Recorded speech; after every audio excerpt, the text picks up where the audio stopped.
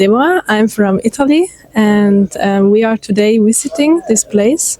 It is a very nice place because more religions come together, and I think the people are really nice, and we have seen a lot of their culture.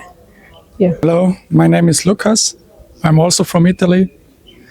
I'm very proud to be here on this very important place where different countries, religions comes together. It's all very peaceful, and yeah, I'm very proud. My name is Sandra and I'm from Austria, and I'm really also proud that I can visit this place. It's a really nice idea, and it's really I calm down.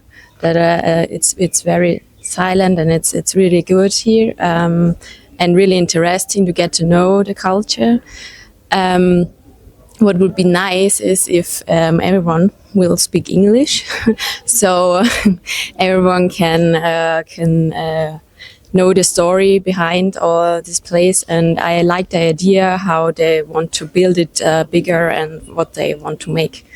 So yes.